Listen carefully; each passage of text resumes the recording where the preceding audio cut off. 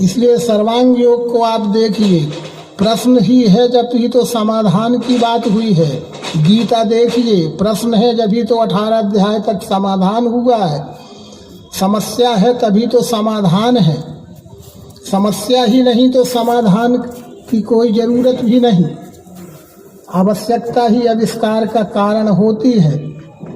तो क्यों तो कोई प्रश्न है नहीं। देखना उसको कैसे, जो देखे वो कौन है, कहे तत्सुति वो क्या है तुम रहता कहाँ, ये क्या है, कहाँ है, कैसा है, कौन है, ये प्रश्न हैं।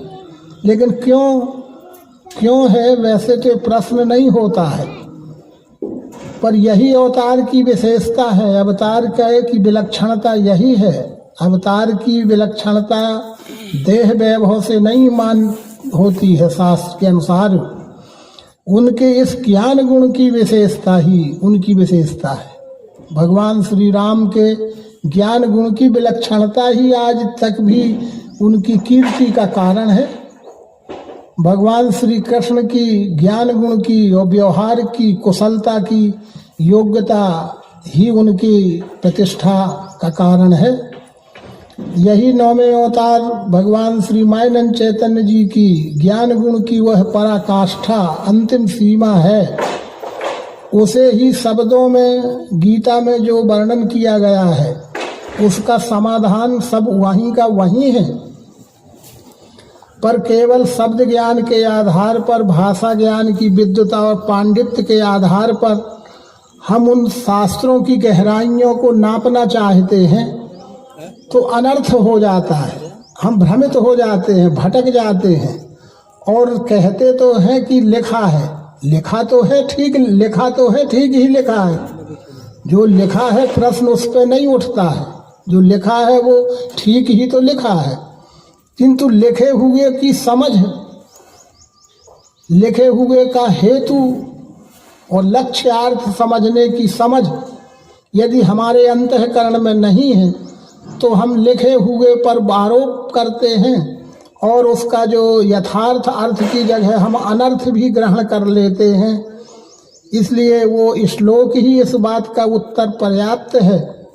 ऊर्ध्वमूलम मदा शाखा अश्वत्थ प्राहुर अव्ययम छंदांसि यस्य पर्णानि यस्तम वेद स वेदवित्। ये ऊंचा है मूल, शाखा है नीचे, अश्वत्थ ये कहा।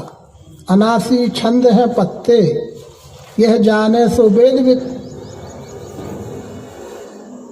तो यहाँ भी एक प्रश्न उठता है, लोग उठाते हैं, स्वाभाविक है। उन सब का समाधान सर्वांग योग है कि श्रीमद् भगवद गीता के 15वें अध्याय के पहले श्लोक में अष्टम अवतार भगवान श्री कृष्ण जी द्वारा विश्व रूपी वृक्ष का जो निरूपण किया गया वो पत्ते तक की बात है।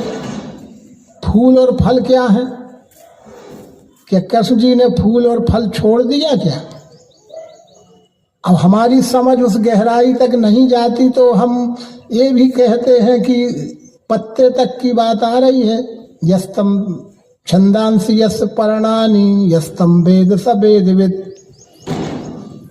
तो वृक्ष में फूल भी तो होते हैं, फल भी तो होते हैं, तो फूल और फल क्यों छोड़ दिए गए? क्या छूट गए? लो, ऐसा नहीं है।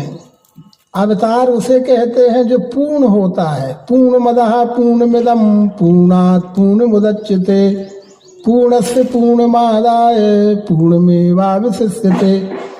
पूर्ण पुरुष होते हैं, पूर्ण पुरुष होते हैं।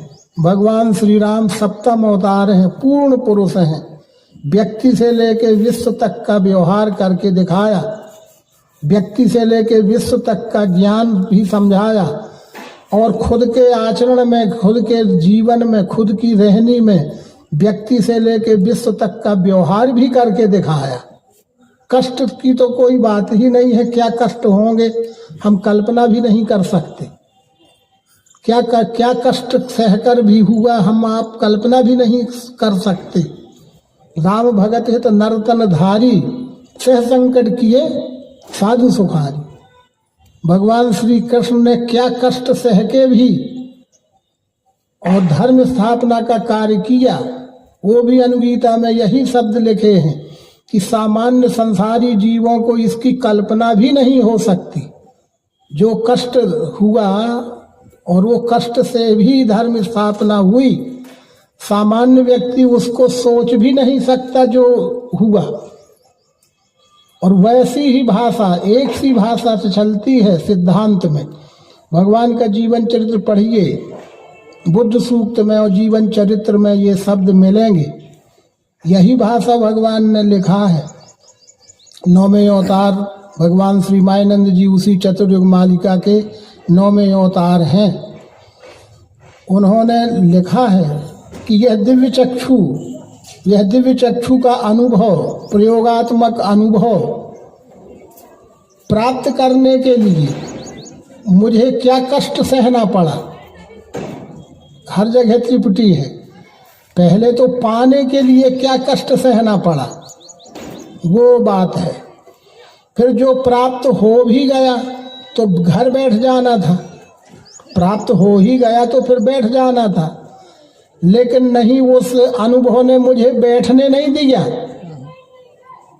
पहली बात तो जन्म से ही वो स्फुरण आता है, तो वो स्फुरण ही बैठने नहीं देता है, सत्य की खोज में लगाता है। तो सत्य की खोज में लगाता है तो क्या कष्ट हुआ, प्राप्त करने के लिए क्या कष्ट हुआ। ठीक है, प्राप्त हो गया था तो फिर बैठ जाना था, पर उस स्फुरण ने बैठने भी नहीं दिया कि जो प्राप्त हुआ है वो तो बांटने के लिए हुआ है। जो हुआ है, प्राप्त हुआ है, वो रखने के लिए थोड़ी हुआ है, वो तो बांटने के लिए हुआ है, लोक कल्याण के लिए है, धर्म स्थापना के लिए है। तो बैठने न दिया तो उसके लिए क्या तप करना पड़ा। पढ़िए इतिहास धर्म का। हम आप अभी भी वो जगह की कल्पना जाके देखो तो अभी भी कोई एक दिन में रहने को कह दे तो न रह पाएंगे। वो समय की बात तो छोड़िए, जब दिन में भी अंधेरा रहता था, इतना घना और निर्जन स्थान था। आज भी नहीं कोई, रात में तो आज भी कोई नहीं रह सकता होगा। पर जो प्राप्त हो गया था उसको बांटने के लायक बनाने के लिए, औरों को समझाने के लायक बनाने के लिए क्या कष्ट हुआ। ठीक है, बांटने लायक भी बना दिया, वो भी प्राप्त हो गया तो बैठ जाना था ना। चलो भाई, औरों को समझाने लायक तरीका मिल गया, चलो बैठ जाओ। फिर उसने भी और नहीं बैठने दिया, वो तरीका मिल गया तो तरीके ने और नहीं बैठने दिया। फिर प्रचार प्रसार करो, भ्रमण करो। ये प्राप्त करने में, प्राप्त किए हुए को देने लायक बनाने में, और देने लायक तरीका मिल गया तो उसको जनता जनार्दन में बांटने में, तीनों तप किए ना। मुझे क्या कष्ट हुआ इसकी आप लोग कल्पना नहीं कर सकते हो कहते। तो मेरे बाद तुम्हारा क्या कर्तव्य है? मेरे बाद तुम्हारा यही कर्तव्य है कि अब तुम्हें और कुछ श्रम करने की जरूरत नहीं है। तुम्हें पकी पकाई खीर अब सामने मिल ही गई है, थाल में पका पकाया पकवान भोजन मिष्ठान्न स्वादिष्ट मिल ही गया है, तो उसमें अपना न मिलाओ।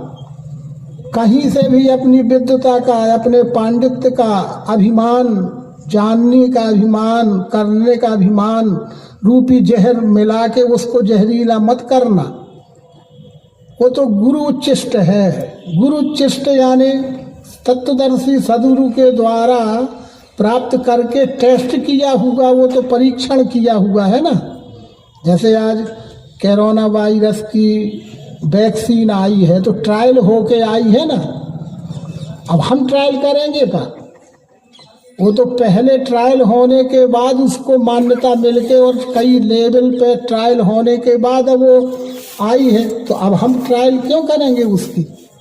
इसी प्रकार से ये ज्ञान की वैक्सीन है।